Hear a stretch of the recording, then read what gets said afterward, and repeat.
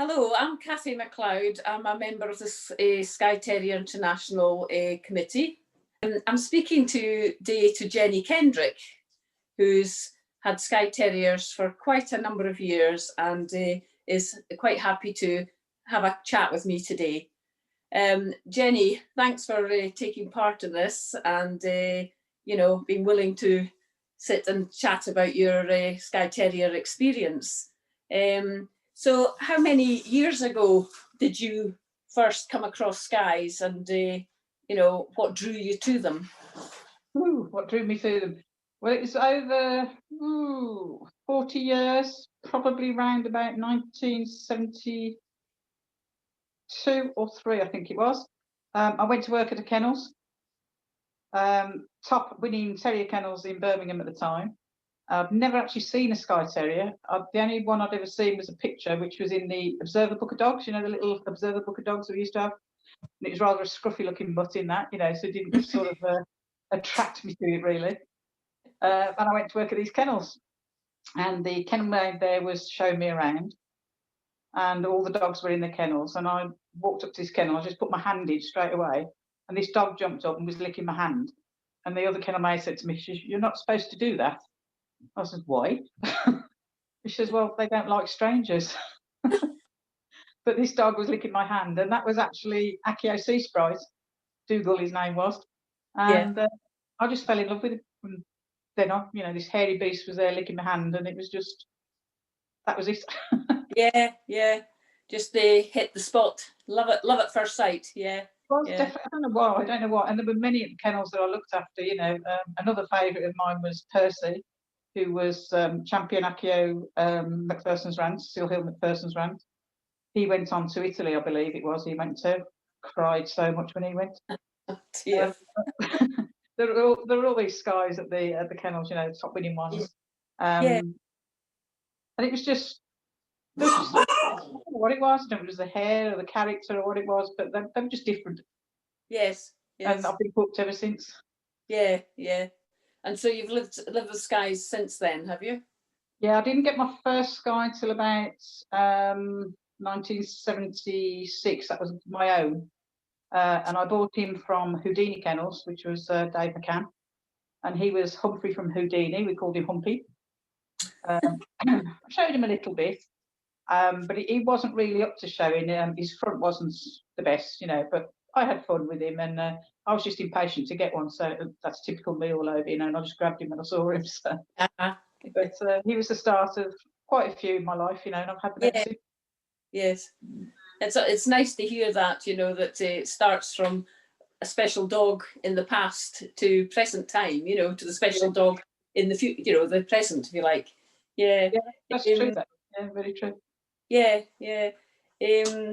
So at the moment, how many Skyes have you got? I've just got the one now, Pasha. So he's 5 this year, and I can't believe the time has gone that he's now 5. It's ridiculous. Yeah. And I don't know what I'd do without him, to be honest. He's the culmination of all my Skyes, I think, all in one. So he's such a character, lying on the floor down there at the minute. And I waited for him, if you remember. Yes. I'd lost Blue, and I promised my husband that I'd have 12 months without a Skye, because ever since he'd known me, I've always had dogs. So we had the 12 months, and it was nice in one way that we didn't have to worry about, could we take the dog and we've got to leave the dog. But then when you come home and there's not a dog, that was absolutely awful. As you know, I was waiting for a puppy. Yeah. Sorry. And then I got impatient, and I saw a picture on Facebook, and it was one of Lenka Klimova's puppies, and I just fell in love with him, and the rest is history, as they say. Yeah. There's a lot of us have enjoyed Pasha's company over the time that he's been with you, and he is a special boy. Yeah, most definitely. Most definitely. Yeah. So how do you spend your time with him then? So what do you do that, fills your time with the dog over the time you've had him? Oh, God, we've done lots, actually. All my other dogs, they've always sort of been trained in basic obedience, sit, wait, whatever, that type of thing, walking on a lead. And then for a long, long time, I was the belief they're terriers, you know, you can't train them, you can't do anything with them, they're just terriers, and that's the way they are. And I have to say, it was Margaret Samuel that opened my eyes after all these years. And I was intrigued to see what she was doing with Donald at the time. And I thought to myself, well, now I'm now retired, I've got all this time, I'll spend it with Pasha. What he's done is absolutely amazing, really. What he's done for me, anyway. We've done agility. We haven't done competition, but we've done agility. He's trained in agility, and he took to it like a duck to water. And if I'd have been sort of 30 years younger, I'd have been out there in the competitions, you know, running around like a lunatic with him, trying to get his titles. But I'm a bit too old for that now. So he's done his agility, which he loves. We do rally, which is a combination of it's a bit of obedience. There is a little bit of agility, there's some jumping in it, and we're training that. He's done a little bit of music, so he'll work to music type thing in training lessons. And his passion, his tricks, he loves to do tricks. Anything that you teach him that is new to him, he absolutely loves it. He's done dog parkour, we're doing that at the moment, which is sort of getting your dog to do unusual things like jumping into small places or climbing onto things, you know, and he just absolutely loves it. Anything you ask him to do, he's there and he does it. Yeah. But more than that, I think he's been a really, really good ambassador for the breed. His temperament is to die for. He just loves people. And he's been up and down the country, well, with you, as you know. Yes. Lots of times. You know, he's done Discover Dogs since he was a puppy. Been to Edinburgh for the Bobby's, sorry, not the Bobby's Day, and for the animal lesson. Yeah. And he's attracted lots of people. Yeah. And 2 years ago, when we were on holiday, we'd actually decided, after all the times of visiting Edinburgh just overnight, we went for a week. And I couldn't move in Edinburgh. Everywhere we went, there was a trail of people taking pictures, fussing him, and it was just absolutely fantastic to see. Yeah. I couldn't ask for any more of him, to be honest. Yeah, no, I mean, having known your dogs previously and you with your dogs previously, and I know how much losing Blue affected you and the household, you know, Pasha's just filled such a big hole there, and he's done it big time, you know, seeing yourself doing things that you've never done before. It's well, I mean, if I can do it with a dog, you know, anybody can. I mean, yeah. they're not the easiest breed to train. They take patience, because they'll look at you, if you do it 3 or 4 times, they'll look at you and say, well, I've done it, why are you asking me again? Yes. But he's so keen to learn, it's unbelievable. And he's done it with a clicker as well, so I don't know, you know, people might not know what the clicker is, but you click on behaviours of things that they do. And once I start getting the clicker out, he'll start doing all sorts to say, is this what you want me to do today? You know, have I got to wait about you? Do you want me to put your paw on your lap? And he's looking at me saying, what have I got to do this time? Okay, so he's kind of quite keen when you get the clicker going. Yeah. Oh yeah. He realises that, oh, we're going to do something different today, and I'll get a treat if I do this right, you know. So yeah. It's really nice to see. Yeah, and I mean, I know that you've done, you know, you've only had him, he's 5 this year. Yeah, he's 5 this year. So this is all new to you in the last 5 years, and I know that there's little videos that we'll hopefully be able to upload to the website that folk can see him in action. Okay. But you also you have shown him, haven't you? You've spent some time. He did very well from early days. I mean, he's a champion. He's got 7 tickets. Right from the start, from a tiny puppy, he just took to that as well. I don't know. Lenka did such a good grounding of him as a puppy. It's unbelievable, because temperament-wise, like I say, he just loves people, and he seems to be bomb-proof in any setting, apart from, as you will know, drones. He doesn't like drones, but anything else. And he's done so well in the show world. You know, people have come up to me and complimented me on him, and he's actually sired 2 litters as well, and he's also a granddad. So hopefully, the puppies will be out in the ring in the future. Yeah. I mean, his temperament is just outstanding. So, you know, many people out there will enjoy having the offspring and the grand offspring. Yeah. But no, he's a delight, and he's such a welcoming boy when we come to visit. He's always just gives you a warm welcome, you know. And we don't see him so often. Well, obviously we don't see him at the moment, but you know, we live at a distance, and it is nice when you get a welcome from a dog that, you know, he's obviously happy to see us after a time as well. Yeah, but I'm surprised he's not joining in on the Zoom actually, because I was talking to my daughter yesterday, and he obviously heard her dog, and he was up at the screen trying to talk to him as well. So. But so when you were in the earlier days, you spent some time, you bred a few litters and shown quite a few dogs. What was the what was the most important part there for picking a puppy, or for you know, choosing a mate, or a you know, a partner for breeding a litter? You know, I mean, did you have any specific things that you were looking for when you went to say breed and get a puppy or choose a puppy? Well, temperament obviously is important. You need something that really is good with other people and other dogs, etc. But obviously you can't always tell that on a pup, but you can when you're choosing the sire. So you want something that, you know, is sort of reacts well to people and other dogs. Looking at them from sort of a showing point of view, I'd want to look for something that's well balanced, not too big. I like to be able to distinguish between a dog and a bitch. You know, I'd like to have the two together and know that one is a male, and straight away you can see the other one's a female. Unfortunately, and this is my opinion, the bitches are getting too big. Dogs are getting far too big, and you can't tell the difference now. And I think we'll spoil the breed if we're not careful. But that's another topic. You know, that's my opinion. So I'd look for balance, correct conformation, nice tight fronts, nice length. You know, but not too long that the back would suffer. So it's got to be nicely balanced. It's also look. If you know what you're looking at, you know what you're looking at. I don't know how else to explain it, to be honest. Yeah. But Well, those are things to look for.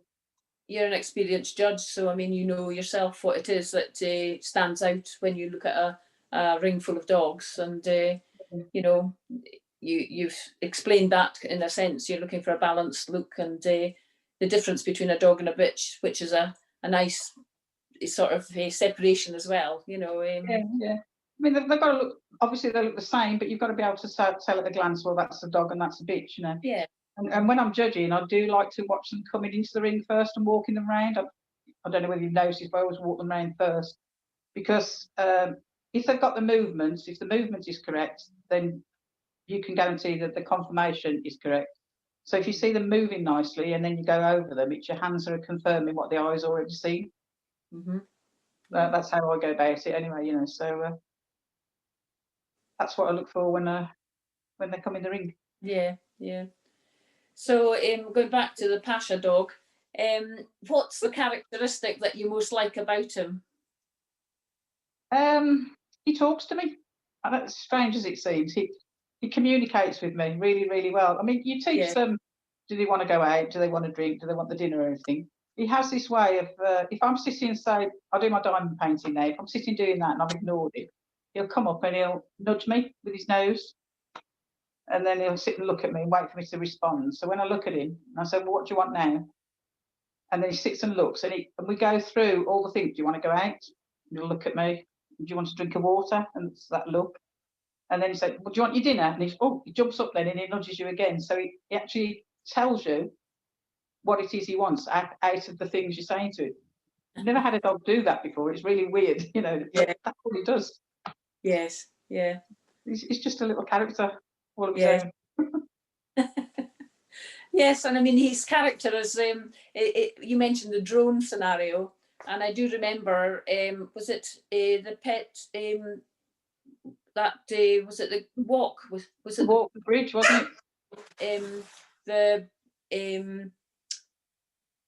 was a walk we were on anyway, and we were wondering what he was looking at, you know, and he was barking and looking up, and we couldn't see what he was looking at. And then eventually we registered this tiny dot in the sky, and it was a drone. Crazy.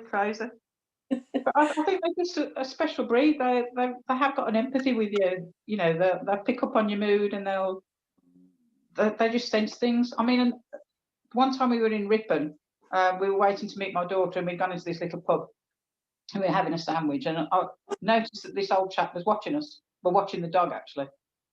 And eventually he came and sort of sat sort of fairly close to us, and he's saying to me, asking me about Pasha, you know, and he told me that he'd lost his dog. Mm. So while I'm talking to him, Pasha sort of goes up to him, nuzzles him, and then he gently climbs up onto his lap and pushes his face towards him as if to say, you know, I know what you mean, I know you've lost your dog. It's just so sensitive, if you know what I mean. Yeah. What we're talking about. Yeah. It's just Well, I mean, if you've experienced it, you can't really describe it to people. People think, oh, you're a bit crazy, you know, but they do. Yeah. They really do understand their people feeling. Yeah. Well, if you remember when we went to the animal blessing that time in Edinburgh after you'd lost Blue, and there was a bit of a moment in the service where we were remembering dogs that were lost, you know, that we've had, and two of mine came and sat beside you, you know, and it was just yeah. And I couldn't believe it, you know. I mean, I know they know you, but I mean, they were just picking up on your emotion at the time, you know, because it was quite an emotional, because we all think about the dogs that we've lost, you know, and it's, you know, they're always with us, you know. But it's when you see the Skye Terrier empathy, you know, in action, it's something special. Yeah. Definitely, yeah. It's a Greyfriars Bobby in them. Is. I mean, that is a true description, isn't it? Greyfriars Bobby. Anybody that's ever owned a Skye knows that is a Skye. Yes. Greyfriars Bobby. Yeah. So, you know, the breed is sadly sort of in decline, and we're sort of working hard to try and promote it. You do an awful lot. You go to events with the Pasha, you do Discover Dogs, you go to game fairs. We've done the walk across the Forth Road Bridge with the Skies. We walked the length of Skye to raise funds, but also to promote the breed, and that was very successful. What do you think? Why do you think they're in decline, and what do you think we can do to try and kind of do more to promote them and get people engaging with the breed again? I wish I knew the answer to that. I mean, over 20, nearly 30 years, is it, of doing Discover Dogs? I don't know. People have asked me the same question. I don't know what it is. I don't know whether the coat puts people off, or the terriers. Most of the terriers are in decline, I think, aren't they? Anyway, nowadays.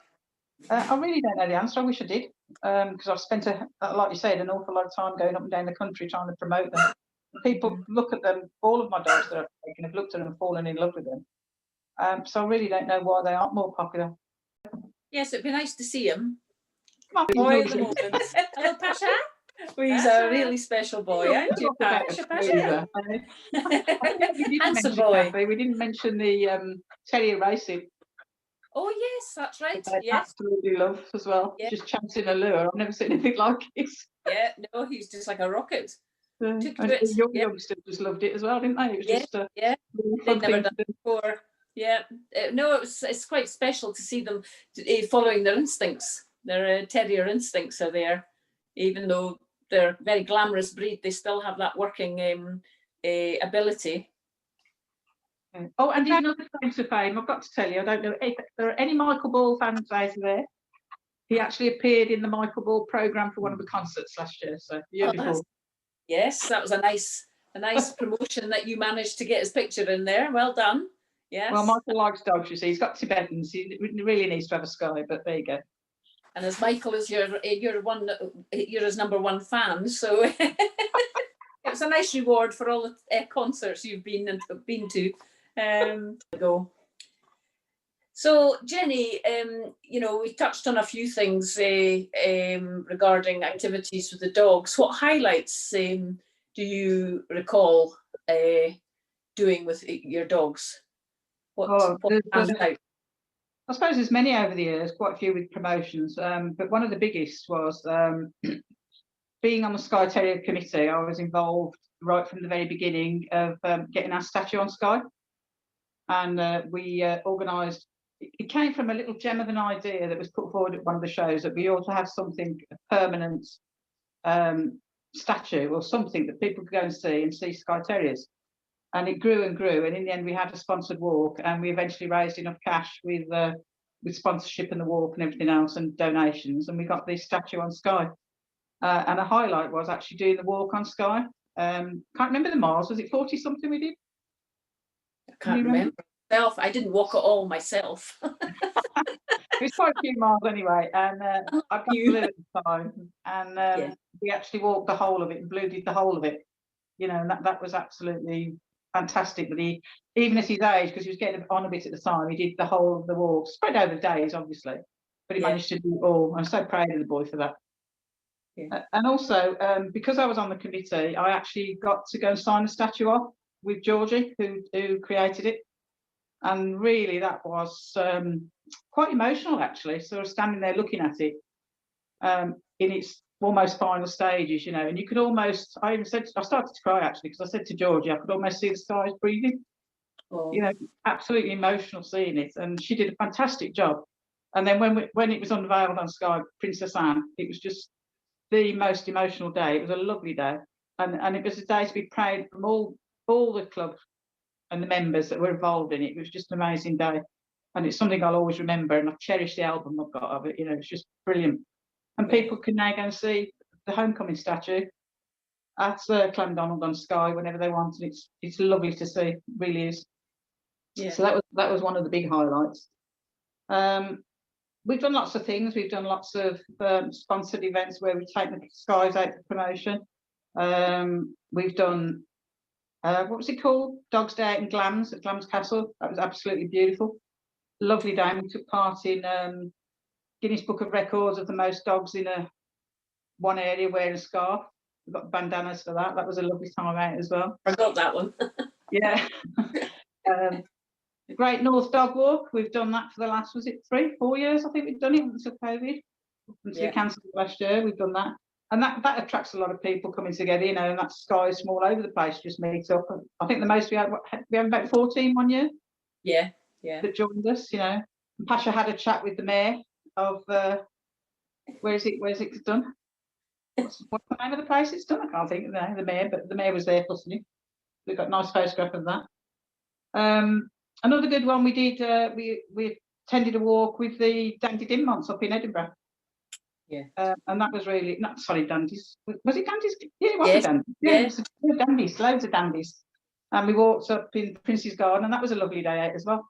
Yeah. Meeting up with them, you know. So we've been here, there, and everywhere with them, and those really been some lovely highlights of just having a Skye Terrier and getting other people that enjoy having a Skye to get together and see them. Yeah. Yeah, I mean, we mentioned the animal blessing, that's lovely as well. We already mentioned that one. And it's just nice to get like-minded folk together, and then other people can see, you know, a bunch of Skies together, and it always looks good and attracts the attention. So I think promoting the breed has been really a highlight for me. I do like doing that and talking to people about the Skye.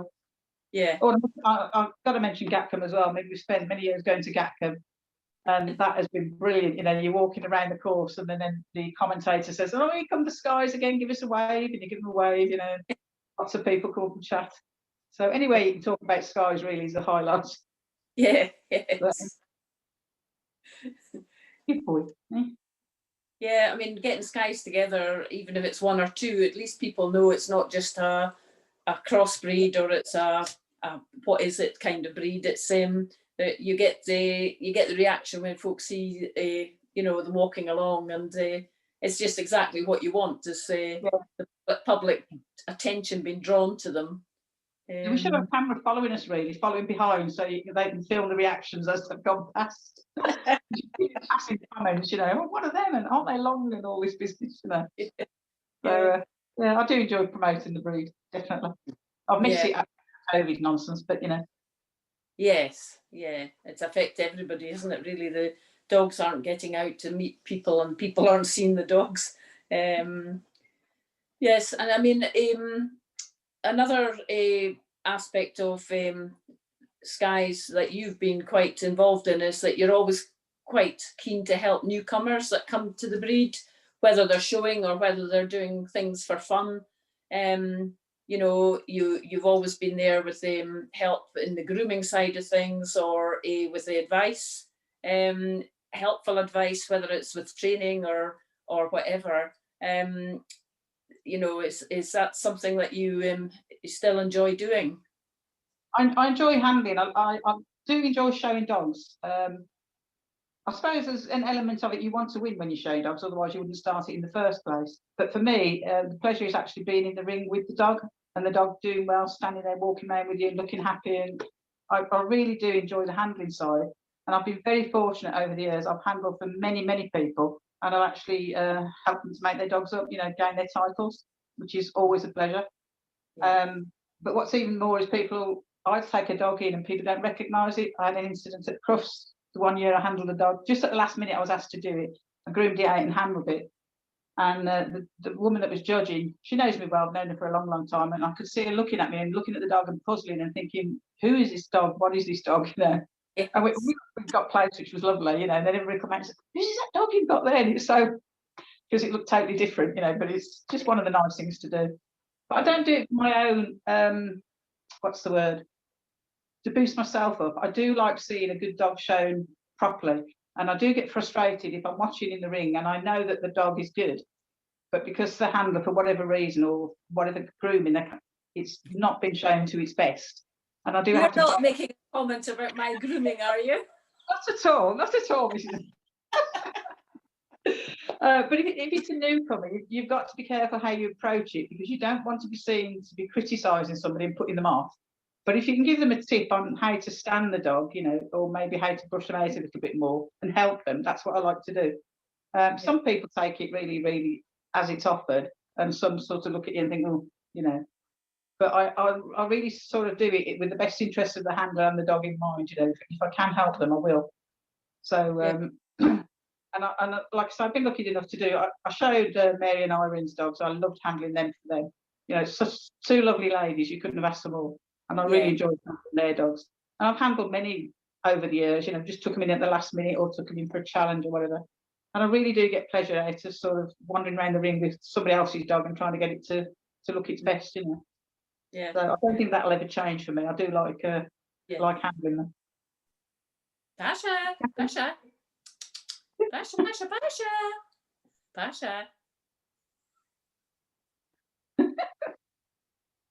Is that Cathie? Is that Cathie on the telly? Oh no, that's scary lady again. You're a good boy. He's not looking at his best. He's due for a groom, aren't you? He always looks glamorous. He's fine. Yeah. You're a good boy. Where's Emily? Where's Emily? Where's Emily? Yeah, I know. Where's she? Good boy. It's a good lad. But anyway, I must thank you very much for your time and for letting us learn a bit more about Skye's and Listening to yours, then. and what you've been up to with your dogs over the time. Thanks very much, Jenny. Thank you.